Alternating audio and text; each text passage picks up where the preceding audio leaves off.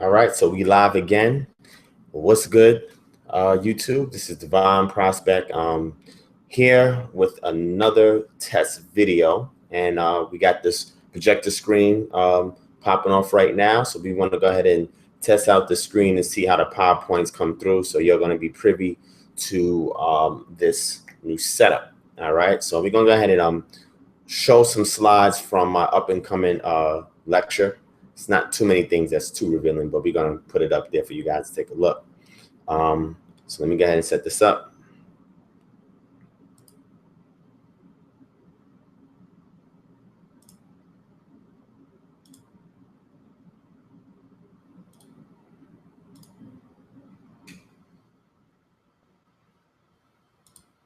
Okay, let's see.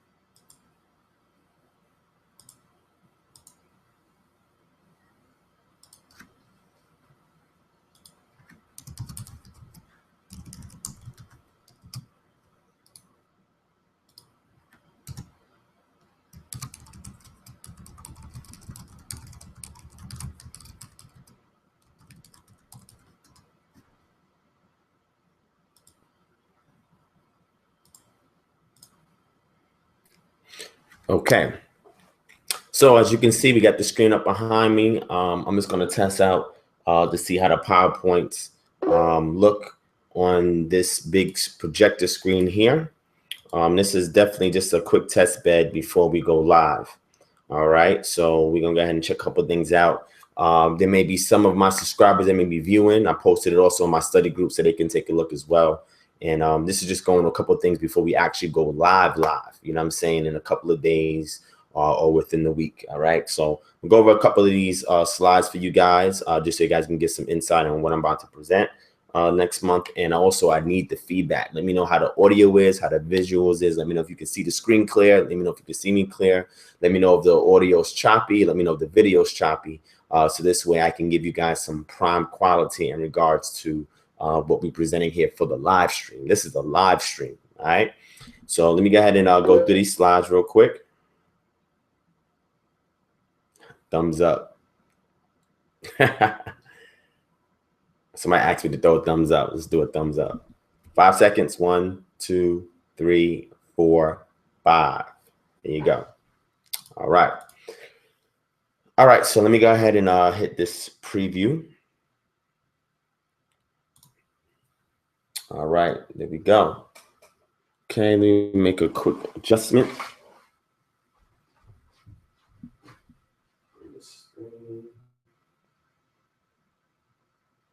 All right. So hope you guys can see this clearly. Okay. Let me see something. Hold on. Let's see.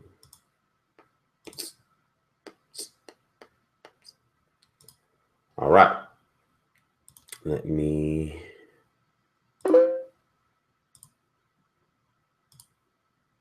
get started. All right, so you guys can definitely see this right here. Let me go ahead and get my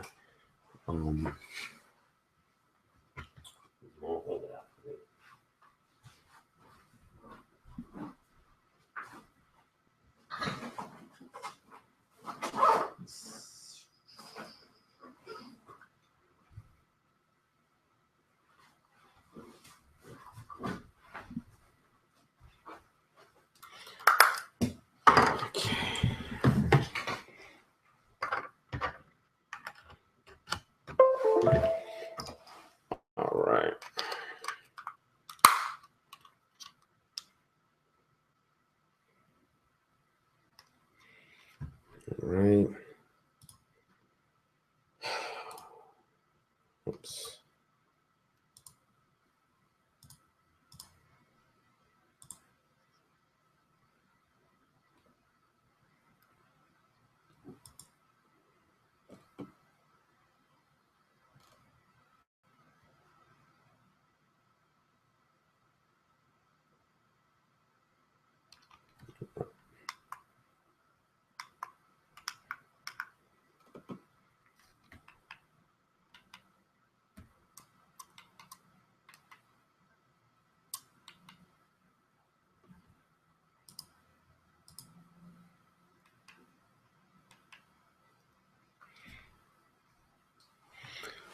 All right, so it's testing out the first slide.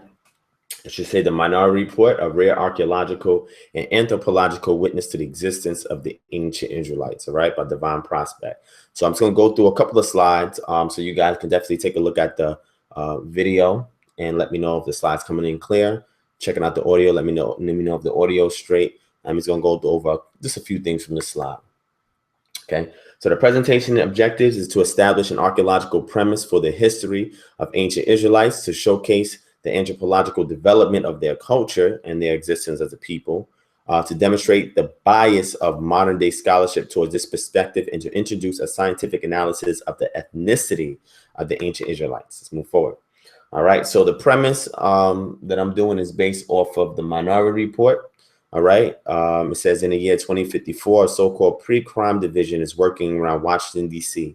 Its purpose is to use the precognitive potential of 3 genetically altered humans to prevent murders. When the 3 precogs who only work together, floating connected in a tank of fluid, have a vision, the names of the victim and the perpetrator, as well as video imagery of the crime and the exact time it will happen, are given out to the special cops, who then try to prevent the crime from happening. But there's a political dilemma. If someone is arrested before he commits a murder, can the person be accused of the crime, which, because of the arrest, never took place? The project of pre-crime, at the time being in a state of trial run, is going to be voted about in the near future. If people accept it, the crime rate is going to drop drastically, but it never will be known if there might not be too many people in prison, some or even all of them innocent. After John Anderton lost his son up to a crime 6 years ago, he took up drugs and works the precog division like nobody else. One day, his own name arrives in the perpetrator chute, and the precogs predict that he will kill a man he never knew in less than 36 hours. John takes off, his trust in the system diminishing rapidly. His own colleagues after him. John follows a very small trace that might hold the key to his innocence. A strange, unsolved yet predicted murder in a so-called Minority Report, a documentation of one of the rare events in which a precog sees something different than the other 2. Is it possible for the precogs to be wrong? He decides to get to the mystery's core by finding out the Minority Report, which means the prediction of a female precog, Agatha, that might tell a different story and prove Anderton innocent. So why am I using the theme of the Minority Report to demonstrate this particular PowerPoint presentation? Well, the purpose of me using the term Minority Report is because the data that I'm going to show you is the Minority Report in regards to the archaeological and anthropological record in regards to the ancient Israelites.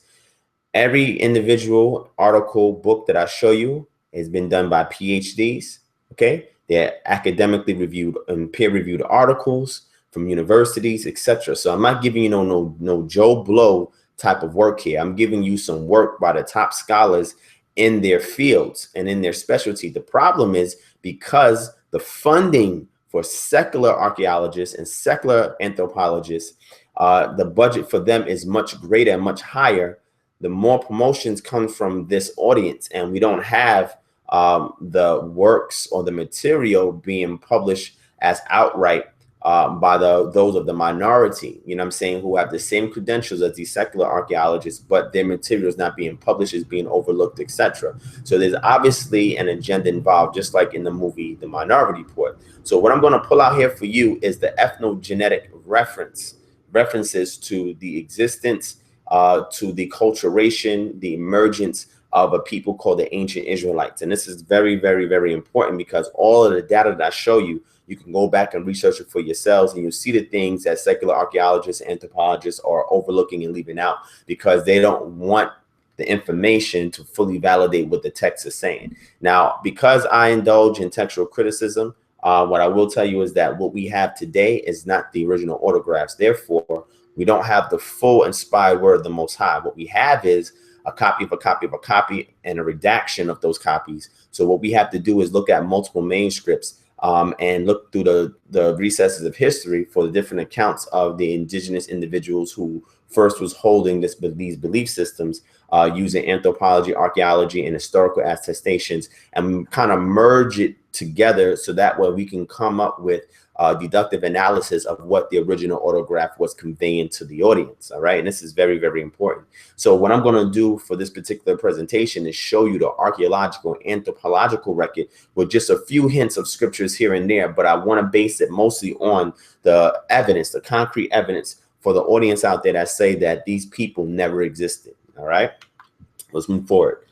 So the order of events for this particular lecture is going to be based on what you see here, which is the Stone Age prehistory, which is circa 4000 BCE, the Middle Bronze Age from 2000 to 1600 BCE, the Late Bronze Age from 1600 to 1200 BCE, Iron Age 1, 1200 to 1000 BCE, Iron Age 2, 1000 to 0 BCE, Modern Age 0 to 200 CE, the modern archaeological reports, ancient paleographical continuum analysis, and the biocraniometric analysis reports. So what I'm showing you here is the human migrations, the human evolution per se, and the emergence and establishment and the settlement of these people called the ancient Israelites. So I'm going to go through the recesses of history, and I'm going to show you this primordial source of where these individuals emerged. And I'm going to give you all of the documentation that validates everything that I'm about to showcase in this particular presentation, going back from Stone Age prehistory all the way into modern age. The reason why we stop at modern age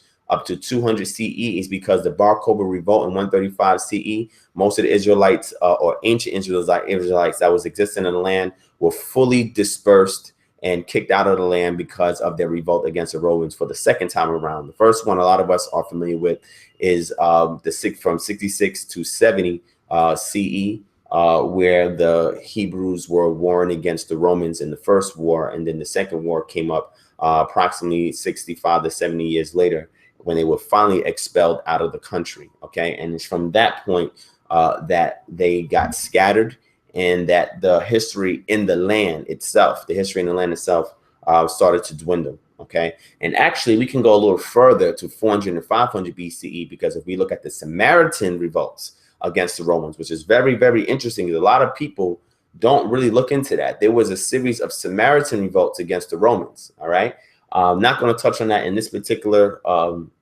presentation, but at a future presentation, I'm definitely going to touch on these various revolts by these people while they were in captivity, which creates a parenthetical in regards to the prophetic utterance of their existence during these times of captivity, which is very, very important. All right.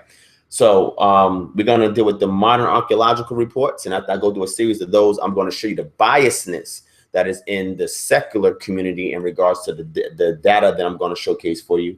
The ancient paleographical continuum analysis, where I'm going to showcase for you the actual script of the people from their establishment, from their settlement, establishment, and emergence in the land of Israel, all the way into 135 CE when they were expelled or exposed fully from the land. I'm going to show you the script that they used and show you how the script that they used is not the script that we use today in regards to Hebrew. This is very important.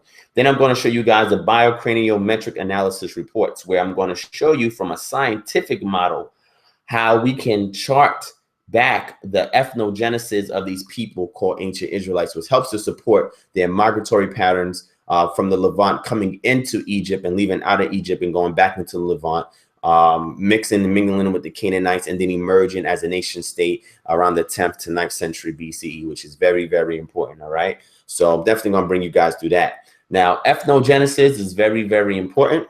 Ethnogenesis is the process in which a group of people acquire an ethnicity, that is, a group identity that identifies them as an ethnic group. This can originate through a process of self-identification, as well as come about as a result of outside identification. Ethnogenesis can occur passively in the accumulation of markers of group identity forged through interaction with the physical environment, cultural and religious divisions between sections of a society, migrations, and other processes for which ethnic subdivision is an unintended outcome. It can occur actively as persons deliberately and directly engineer separate identities to attempt to solve a political problem, the preservation or imposition of certain cultural values, power relations, etc. Such attempts have often been related to language revival or creation of a new language in what eventually becomes a national literature. And all of this is very, very important when you're looking at the migratory patterns, the settlement, the establishment, the emergence of these people called the ancient Israelites. Because all we have today is, well, not all we have today, but the primary source of these people's existence that we have today is their literary text, what we call the Bible, okay? And this is very, very important because what I'm going to showcase here is going to give you all the concrete data to support a lot of the claims that are in the Bible. Now, honestly speaking and objectively speaking, the Bible is not 100% accurate when it comes to history, right? And this is just me being honest. But what I can say that it is more so accurate than inaccurate when it comes to showcasing the history and what these people experience. And pretty much what I got through my research of this is that, wow, there's a lot of claims that were made in the text that can be validated today. And there are certain things that are in the text that cannot be validated and a few other things that are anachronisms. And we got to be able to point these things out. So that way, when we're demonstrating the text from indigenous stance, we can be able to let people know, see, the reason why there seems to be things that are not harmonious is because of A, B, and C. And this is what the concrete data helps us to determine, along with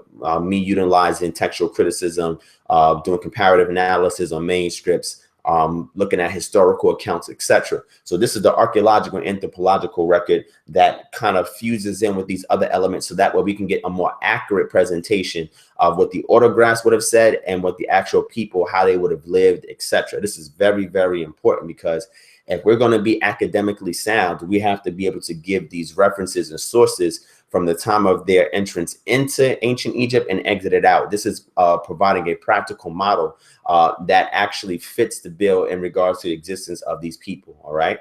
So ethnogenesis is very important because the purpose of this lecture is to show you not only the ethnogenesis, but also the emergence and also the continuity of the people from their ethnogenesis all the way into their expulsion from their homeland, which happened in 135 CE. All right, so let's move forward.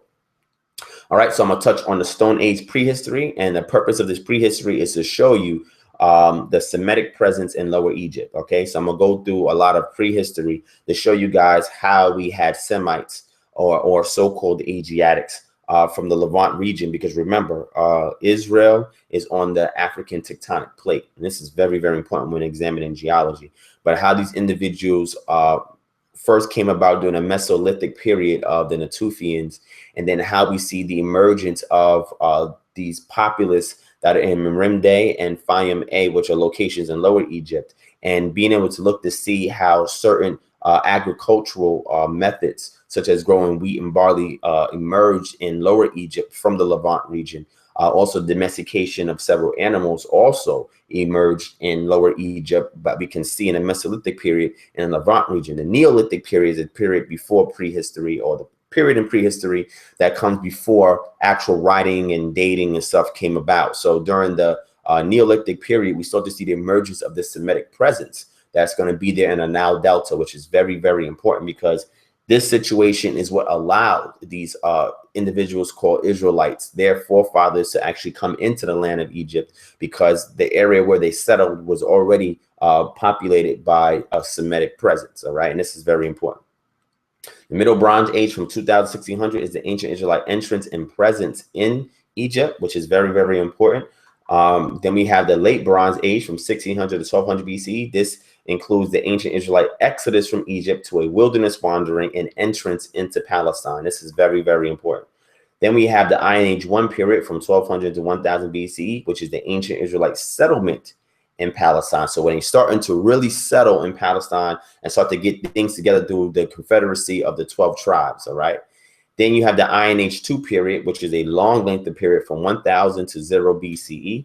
And this is the ancient Israelite kingdom establishment in Palestine to their various captivities. So at this time, we have the establishment and emergence. I need to correct that, put emergence in Palestine. So it's the establishment and the emergence in Palestine to various captivities. Okay, so after they had their nation state and sovereignty for a while, they got taken into captivity. So what I'm going to show you is the evidence during this time frame to validate their existence, which is very important because we don't have anything prior to 1000. Again, chronology is an inexact science and it must be used very loosely, but it is a good marker or a time reference for us to understand or get an idea of time. Remember, the ancient world documented time, and various cultures in the ancient world documented time much differently than we do today.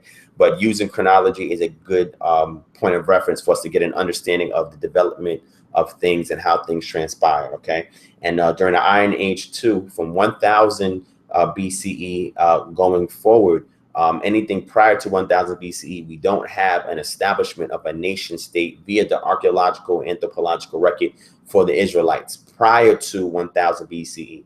All right. So in Iron Age 1, we don't have an establishment of a nation state of Israel. Now we have Israelites that are in the land of Palestine, okay, which is the southern and northern. We have them in the land, but at that time they're unsettled. This is the period of the judges, okay, until we actually have these monarchs coming on the scenes. Shaul, David, Solomon, or Solomon, that start to establish themselves and to unify the northern and southern tribes into one nation state conglomerate. All right. So if anybody's looking prior to 1000 BCE for archaeological and anthropological evidence for the establishment of a nation, a united nation of Israelites, you're not going to be able to find that. So this is why we have to look and be able to showcase, okay, as far as antiquity is concerned, the farthest back we can go for the establishment of the nation state is in approximately 1000 BCE.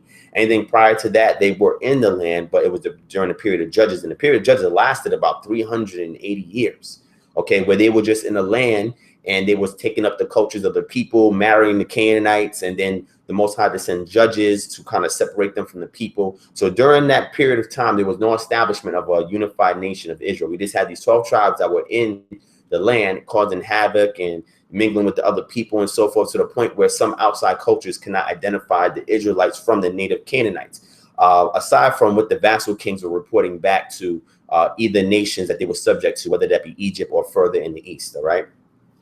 So that's important. Then we got the modern age, which is the ancient Israelite expulsion from Palestine, which happens in 135 BCE. But we also have a period in 70.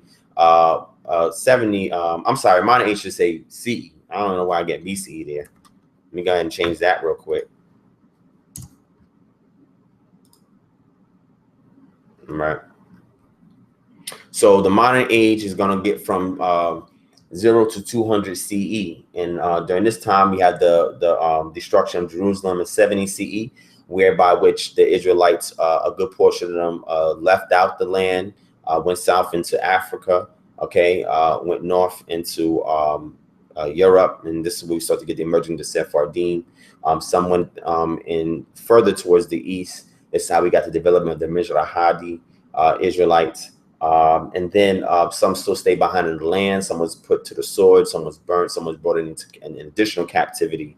But they were still in the land until 135 CE, whereby which you had the Bar Kokhba revolt, and the Israelites was fully expulsed from the land at that time. And this is when we start to get the development of other manuscripts that start happening when the people started to migrate toward north towards Tiberias and towards Syria, etc. Okay, so this is very, very important period of history, 0 to 200 in the modern age, okay, during Roman captivity. Okay, and this is very, very important. Then we're going to do with the modern archaeological reports regarding the ancient Israelite presence in ancient Palestine, okay, which is very, very important. I'm going to show you all the modern archaeological reports that validate that. And before I end this presentation, I'm going to bring up maybe 2 or 3 reports so you guys can see what it is that I'm going to be presenting here and how academically accurate these reports are, okay?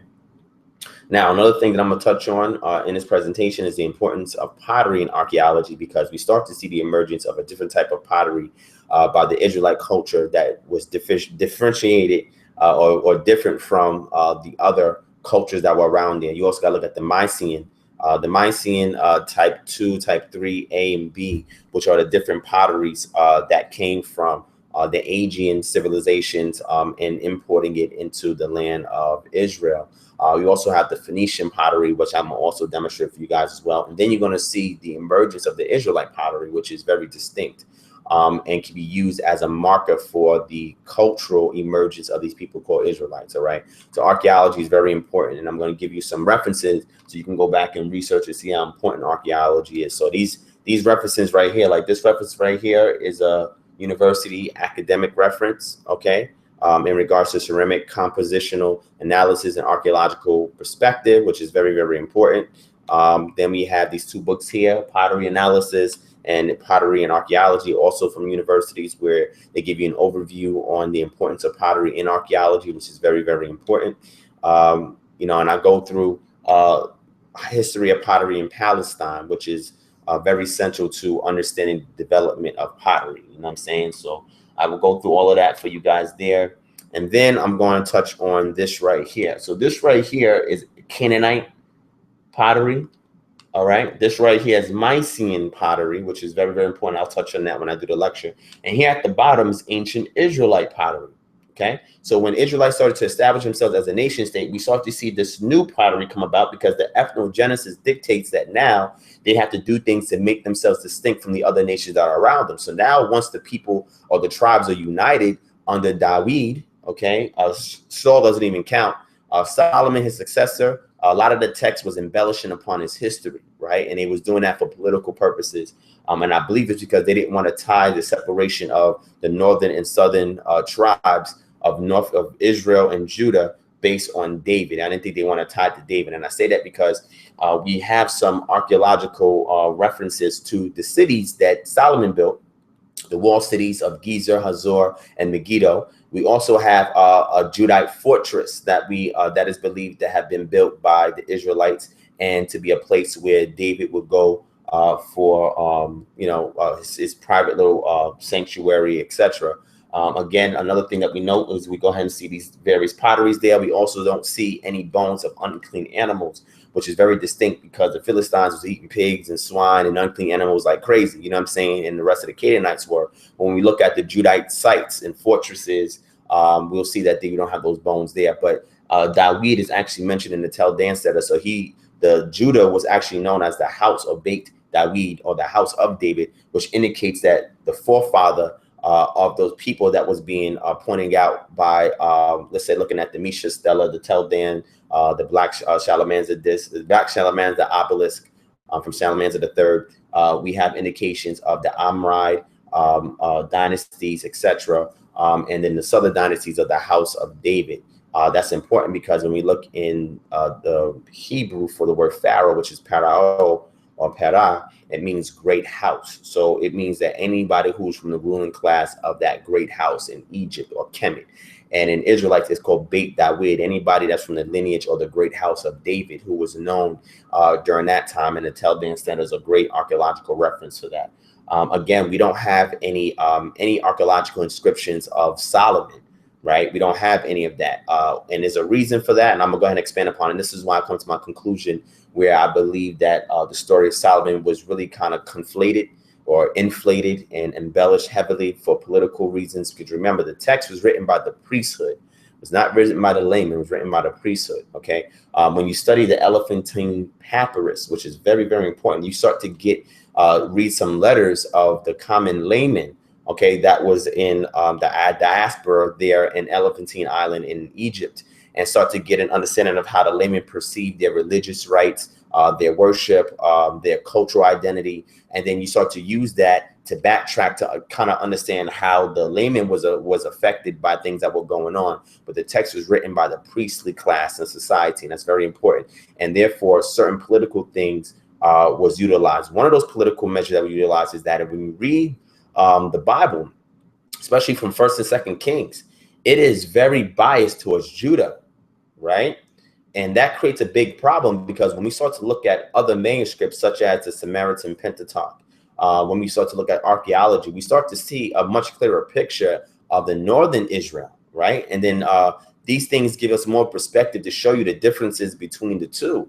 But again, politically, because the northern Israel was deemed to have gone astray and the Most High cast them aside and they got taken into captivity first, Judah started to be strengthened and they had to redact the text so that way it could better suit the kings in the south that were ruling, okay, where I believe that some of the kings, such as Josiah, etc., had their hand in how the story was being told, Okay, and this is very, very important when we read the text. But there is a degree of biasness towards Judah, and it's warranted. But at the same time, we have to take an objective look to see how the northern tribes were depicted from their perspective, as well as archaeology, which is very, very important. All right. So pottery, again, very important element. We're going to look at the ancient paleographical continuum analysis. This has to do with the script by the ancient Israelites and its disappearance. So the emergence of the script that they use via archaeology, and then the disappearance of the script was happened when it was expulsed out the land from 135 CE. The Israelites were using Paleo-Hebrew from their establishment. Remember, I told you 1000 BCE, from the establishment of their nation state all the way to 135 BCE. They adopted the Aramaic square script when they went into Babylonian captivity, because the Arameans were heavily influential on the Syrians and the Babylonians. And then later, this script was also used by the Persians. So coming back, when you read during the rebuilding of the temple, you'll see this difference between the Aramaic speak for the lingua franca of the East and the Hebrews themselves. And even Nehemiah addresses this language situation. We even get a language situation in the text that goes way back during the time of Jacob and his uncle Laban, where they were calling places different names based on the Hebrew tongue and the Aramaic tongue. So they were able to understand what each other was saying, but they still had their own dialects on how they spoke. But what I will show you is that when we establish ourselves as a nation, the Israelites, they used the Paleo-Hebrew script. And we see that from various fortresses. The Kuntilit, Arjud fortress, and in the Negev desert, the Arioni fortress, looking at the fortress that they had at Lachish, Tel Arad, Gezer, Hazor, Megiddo, all these various outposts, Beersheba, Jerusalem, etc. We see that the script of the people, whether it's the priestly class or the laymen, their script was very sloppy, wasn't too coherent, which we'll see when I do this presentation, as opposed to those who had more of a noble kind of background, character, education, where when we look at their writings, we see that it's more eloquent, you know what I'm saying? And that's very, very important, because again, when I do this, we're going to see evidence from the laymen and from those who are officers, those who are priests, etc. All right. So we're going to try to be very objective when we be able to disseminate this information on these people. But the script itself is very, very important. So if we're going to go back to ancient Israelite culture, then that means that we have to examine what ancient Israelite culture is. Okay, those of us who trace our lineage back to these individuals, we have to examine and understand what their actual culture was. Okay, so if they had a particular script that they were still using for a particular purpose, are we still using that script? They had particular practices that they were doing then that we don't do now. Well, what happened? You know what I mean? Because we're almost 2,000 years removed, you know what I'm saying, from their expulsion and what they were doing. So this is why anthropology and archaeology is very important, because it gives you a much broader spectrum vision of what the text is conveying to the audience. All right. And then finally, we're going to deal with the biocraniometric analysis reports, which is skeletal analysis, the biological ethnogenesis of the ancient Israelites, where I'm going to show you scientific articles that deals with the biocraniometric analysis, which is measuring skulls from the Israelites from other populaces that's around Israel, Egypt, let's say out east in Mesopotamia, to see who these people resemble, right? And that helps us to understand their ethnogenesis, because they resemble a particular demographic of people, we can understand that they emerged from out of those people, which is very, very important. This is why the Exodus account of them exiting out, but we have a mixed multitude, I read, which is very, very important. And again, that has to do with their settlement in the Nile Delta and the land of Goshen, which is modern day Avaris. Okay, it's very, very important. All right. Then I'm going to give the summary and conclusion in regards to this. But I just wanted to test out the camera and the audio. You know what I'm saying? You guys leave some feedback. Let me know how I did with that. Let me know if you guys can actually see this pointer, if you can see the actual slides very clearly. I'm going to exit out here. Exit out with PowerPoint. Okay. I'm going to pull up a couple of documents for you guys. As I said, I was going to show you some documents so you guys can get an idea of some of the material that I'm going to be sharing. You know what I'm saying? So.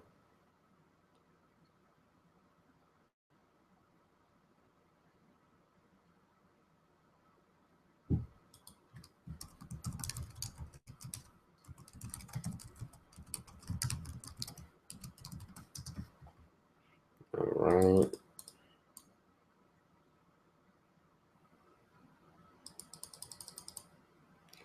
Okay, so now I'm looking at the group that I sent this. Okay, great feedback. I appreciate them for giving me the feedback. So I'm over here also looking, and so far the video is very smooth. They're saying the audio is very good. That's good as well. So I'm going to show you guys a couple of documents. Hopefully it comes on clear up here. Now I could turn off the lights, but if I do that, you're not going to see me too clearly. You'll be able to see the PowerPoint clearly. And you know what? I'll go ahead and do that so you guys can see clearly the documents that I put up there. So let me go ahead and do that for you guys real quick. I'll leave probably just one light on.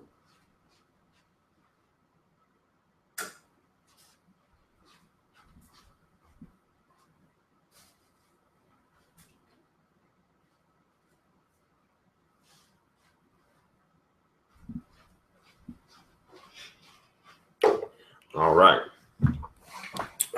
Okay. So this should be a little bit more clearer.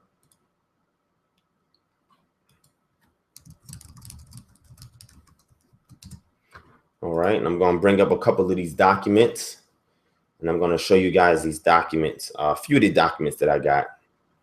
And let me see. Okay. All right, let's see what I got in my magic bag of tricks.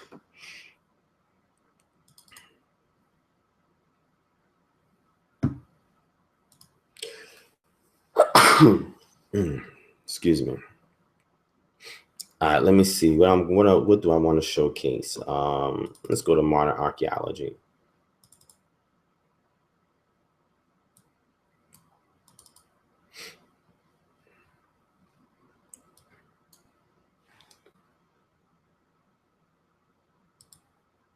All right, so I'm going to show this for you guys. I want to make sure it's clear so that you guys can actually see that.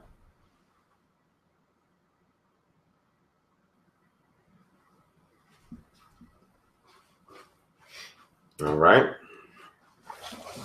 All right, so that should be clear right there for you guys. All right. All right, so what this is showing here, it says the carbon C14 dating of an ancient Israelite biblical site at Contillet, Adrud, which is very, very important. This is by Zeev, Michel, Israel Karmi, and Dror Segal. The abstract is the Israelite site of Contillet, Adrud in northern Sinai contains unique drawings and inscriptions in ancient Hebrew and Phoenician. It is a single-phase site dated archaeologically to circa or before 800 BCE. We considered this site a good test case for comparing archaeologically with C14 or carbon-14 datings. The dates are in agreement converting the C14 dating is useful in dating Iron Age 2 sites. Now, this particular site is in the Negev Desert, which is south of where Judah was at, or Judah province is at, or Israel. And this is a fortress, okay, that was found in that area. And it dates back older than 800 BCE. So I believe a fortress is about anywhere from the 8th to 9th century BCE, where the Israelites built a fortress down there, and that was a caravan route or trade route coming from the Sinai to Israel. Okay, so they built a fortress there.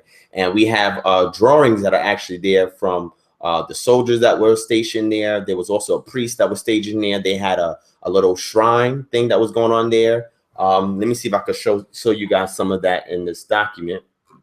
I think this document shows it. All right, this goes to show you where the site was at, right here. This is where the site is at, and this is the trade route from Eilat all the way here going into the Gaza area.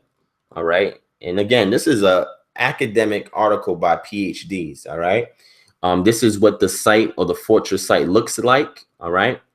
The plan of the site of Contillet, Adrud, showing the loci within the site from which samples for dating were taken. Okay. Also marked are the eastern building, outer courtyard, entrance room, bench room, inscription room, stairwell, inner courtyard, kitchen area, etc. All right.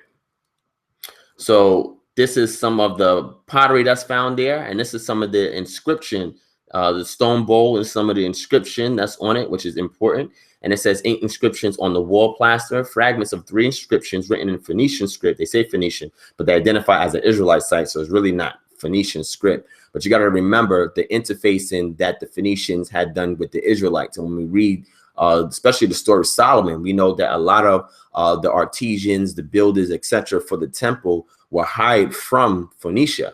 Okay, so there was intermingling between the 2 scripts and languages and the 2 cultures of people. So when they say Phoenician script, they try to be more secularly, politically correct, but it's really the Hebrew, right? And because of the populace that was there, it was not Phoenicians that was in this area. These were Israelite culture in this area, and we can tell when we look at the rest of the archaeological excavated finds that are there. We know it's Israelites because their name of their deity, okay, which is Yod-Heh-Wav-Heh. We see that on some of the inscriptions there, and the Phoenicians never had a deity by that name, so it's not the Phoenician script. But again, they want to be, you know, archaeologically correct in a secular realm and call it Phoenician script because they're trying to disavow the Hebrew script. But when you see the rest of the evidence, we know it's the Hebrew script, right? It was just a script that they were using in the ancient East, that the Phoenicians and even the earliest tribe of Aram, they were also using this particular script. Their dialects were different, right? And how they convey certain words, gutturals, phagonal stops, glottal stops, etc. All those things may have been different between them and how they did names and so forth. But as far as the script itself, we know this is a Hebrew script because of the Yod-Heh-Wav-Heh that's found here. All right. And we're going to go through that. So this inscription here actually says, your days may be prolonged and you shall be satisfied. Give Yod-Heh-Wav-Heh of Teman and his Asherah, Yod-Heh-Wav-Heh of Tamam and his Asherah favorite. Now, the interesting thing is this Israelite site, this fortress here, that you have Yod-Heh-Wav-Heh. So we know that the script is Hebrew, number 1. But number 2, we also see Asherah mentioned alongside of Yod-Heh-Wav-Heh. See, this was something that northern Israel was doing that was being condemned by southern Israel, which is Judah province. And this is very, very important. Why I tell you that there was biasness in the text itself towards Judah, right? And understandably so because of David and the lineage of the Messiah who was to come about, etc. But again, when we read the text, it's much more biased towards Judah, and it was very, I would say, some of the claims against the northern tribe were very unwarranted that was being made. But again, the priests or the Levites were located in the south, and they were heavily influenced by the Judean kings, etc. So you start to get an understanding of what's transpiring. But this is a northern Israel fortress that was there in the Negev desert in the south. And we'll see because they even mentioned Samaria along with the rest of the script that we have here. Okay, and this is some stuff that some people have probably never seen before. All right, so when we look here, it says the ink inscriptions and drawings on pottery vessels. Remember I told you pottery is very important. These things that's written on pottery, we compare it by looking at the pottery that was located in the land of Israel and in the Negev desert area. Okay, and the Negev desert area is the part of the Arabian Peninsula that kind of like connects to the Sinai Peninsula. All right, but look, they have something else up there. It says Ashayo, the king said, tell X, Y, and Z, may you be blessed, Baruch, by Yod-Heh-Wav-Heh of Shamron, which is also Samaria, and his Asherah. So what that means is that whoever the northern kings, one of the northern kings had commissioned a priest as well as some soldiers and maybe a few laymen to help work, builders, artisans, etc., to go to the south past Judah into the Negev desert and set up this fortress. This is the northern king is doing this, right? This is important because we know that when it says Yod-Heh-Wav-Heh, we can associate that with Samaria or the northern tribe. And also at the top, what I showed you, the other inscription that we have there talks about the Yahweh and his Asherah. And remember, when we read the text, we see that the text itself is unfavorable towards the northern tribes because they say that they have been inducing other deities. This is why when we read a lot of the northern kings, they're being called wicked by the text itself. And that's because they believe that they were worshiping the other deities that was neighboring them, such as Asherah and Baal, which is very interesting. And in a future study, I'm gonna go into Asherah and Baal Hadad, which is very, very important to understanding some things. But I just wanted to show you this, guys, so you can see this is concrete archaeology from an excavation they find at this Negev desert site, okay, that validates, okay, that there was a presence of a particular people that worship this deity right here. Remember, this deity was not exclusive to Israel. Israel adopted this information and brought it with them into the land because Moses took on the name of this deity and experienced this deity when he was in Midian. So the Midianites and even the Edomites, some of the Edomites and the Midianites and any other people that was in that realm, they had Yod-Heh-Wav-Heh as a deity, but he was not supreme amongst all the other deities because they did not associate him with El. And we see that happen in the literature of these people called the ancient Israelites, where they associate that deity Yod-Heh-Wav-Heh with El, the general creator of everybody that was in the land of Syria, Palestine, because El is the chief deity of Syria, Palestine. I went over some of this in my lecture, The Patriarchal Priesthood in the Bible, Unveiled. All right. So this is some of the archaeology that I'm going to be demonstrating in my upcoming lecture. And this is all PhD academic reviewed work of excavation sites that most people are not even aware of. Okay. And this is outside of Israel. Okay. Which is very, very important. So that's one document that I'm going to show you guys. Let me pull up a few more documents. Y'all can give me some feedback on what you think about the information I'm presenting with you guys. So let me pull up another site for you. Another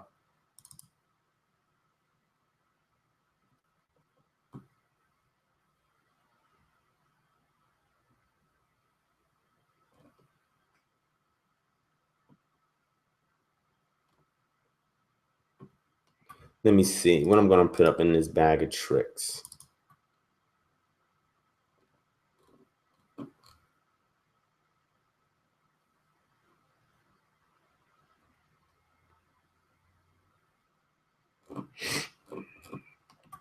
I'm trying to find my Lashish Ashrakan. I should have more than that. Let me see.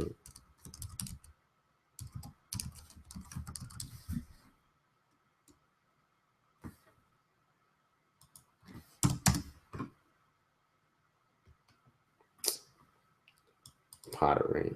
Oh no, it'll probably be in language.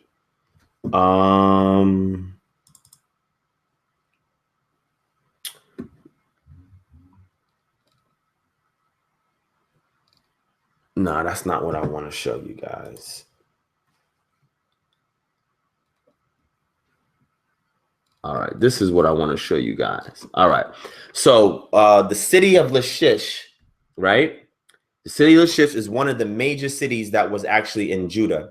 And the city of Lachish is very, very important because the city of Lachish was one of the fortress sites that were being utilized by the Israelites in Judah.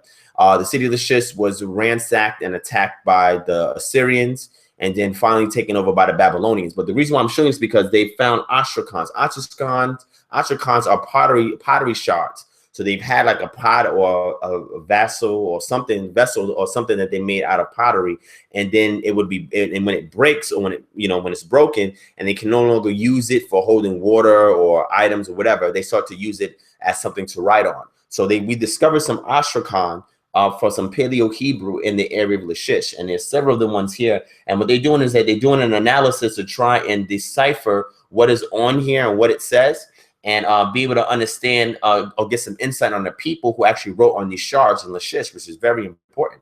Okay, and this is just some of the information that I'm gonna go in with you guys in that lecture. This is mostly gonna touch on the language continuum. Okay, the paleographical continuum analysis of the language. All right, and the script that they use, and it's tell you about the different levels